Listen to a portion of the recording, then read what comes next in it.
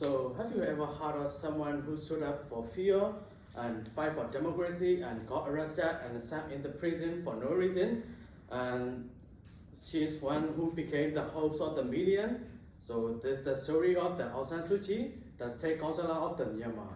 So now let me tell you the story of the through the hard time and stay in stable situation in Myanmar, where the stories come alive and dreams become bright. So as I'm a man from the Myanmar, and all the things and facts are based on the true story. To obtain a better future and opportunities, we all need to make a strong unity and set a specific goal. So first, I would like to tell you about how hard her life was, and she didn't get anything easily in her life. So Aung San Suu Kyi, the state counselor of the Myanmar, she's a person who won the Nobel Prize for Peace in Myanmar in 1991, and she's also the mother of our people. That everyone respect and emulates to her. She is also known as the Lady of the Myanmar. Have you ever thought of this kind of position and title was in the prison right now? No, but she is currently in the prison under arrested unjustly by the military dictatorship, Sitt Nyein Aye. So this is not the first time for her. It was happened once in 1989. According to the BBC News, in 1991, Aung San Suu Kyi was awarded the Nobel Peace Prize while she stayed under the house arrest, and she's here as an outstanding example of the power of the powerless. Aung San Suu Kyi is being a full believer in democratic system, and as well as she is following it by herself. So she sacrificed a lot to get Burmese people freedom from fear, and she doesn't think of she is sacrificing herself as a person who sacrificed.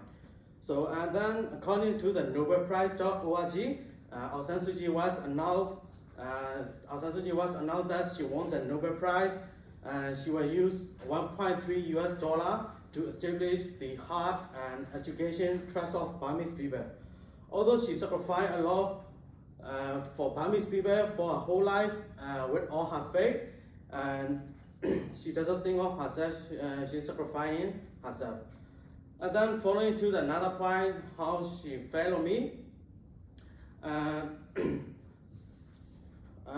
As I was born and raised in Myanmar since 2000, during my childhood age, and people in Myanmar was poverty due to the bad government administration.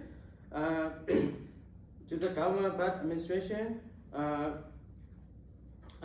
then, as I have mentioned, the Myanmar fought under the military journal for the first time in 1962. By the time Myanmar is still behind in terms of technology, economy, and every other things. And then the government gave up all kinds of travels till now. The government also restricted the education for the not being an educator to the college student. So the college student came in the revolution to them. The government not only house arrested to our leader Aung San Suu Kyi, but also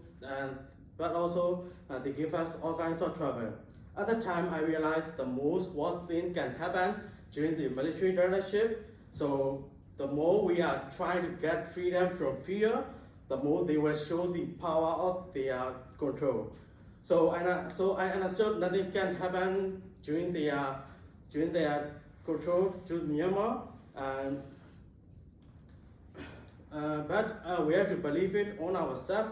No matter what the worst thing happen, we have to find our own way to make it happen. Once on her speech, Aung San Suu Kyi said, all the valuable things in the world are never get easy, but you have to believe it on yourself. If you are thinking of start giving up, your life will punch you down. So be self-awareness. That's she said. She's full of virtues such as bravery, purity, honesty, and self-awareness.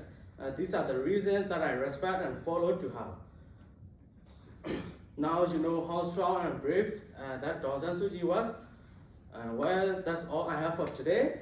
and I share with you the general knowledge of our country, Myanmar, and how harshly the China control to Aung San Suu Kyi and our citizen. Finally, regardless of the current economic crisis in Myanmar, I will always be proud of being to have born in Myanmar that people has Aung San Suu Kyi, the Nobel Prize laureate. Thank you for your attention.